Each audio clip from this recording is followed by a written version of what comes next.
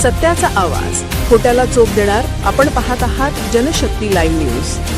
निर्भीड बातम्या, निडर पत्रकारिता.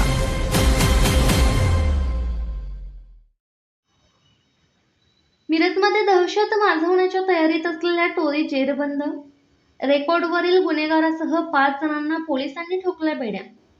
सांगली पोलीस अधीक्षक माननीय श्री तुषार दोशी आणि अप्पर पोलीस अधीक्षक माननीय श्रीमती कल्पना बारोकर, उपविभागीय पोलीस अधिकारी प्रवीण गिल्डा यांच्या मार्गदर्शनाखाली मिरज पोलिसांनी एक मोठी कारवाई केली आहे.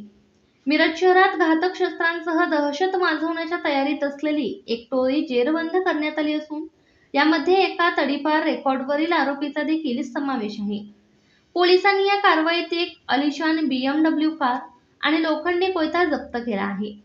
मिळालेल्या माहितीनुसार 30 एप्रिल 2026 रोजी सायंकाळी महात्मा गांधी चौक पोलीस ठाण्याचे प्रभारी सहाय्यक पोलीस निरीक्षक संदीप शिंदे यांना गोपनीय बातमीदारामार्फत माहिती मिळाली की तडीपार असलेला सराईत गुन्हेगार इजाज उर्फ एजाज अल्ताफ शेख हा त्याच्या साथीदारांसह एका आलिशान पांढऱ्या रंगाच्या BMW कारमधून क्रमांक MH04H6317 मिरज ते कुपवाड रस्त्यावर येणार असून त्यांच्याकडे घातक शस्त्रे आहेत. या माहितीची गांभीर्याने दखल घेत पोलिसांनी सापळा रचला. मिरज ते कुपवाड जाणाऱ्या रोडवर महात्मा गांधी चौक पोलीस चौकीजवळ ही आलिशान कार अडवून पोलिसांनी 5 जणांना ताब्यात घेतले.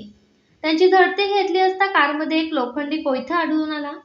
अटकेत असलेले आरोपी इजाज उर्फ एजाज अल्ताफ शेख राहणार अमननगर मिरज, सौरभ सुनील कोळेकर राहणार दत्त कॉलनी मिरज, शंकर गोरक्षनाथ फुले राहणार म्हैसाळ रोड मिरज, बदरुद्दीन निसार दर्यावर्दी राहणार अमननगर मिरज, समीर झाकीर शेख राहणार अमननगर मिरज.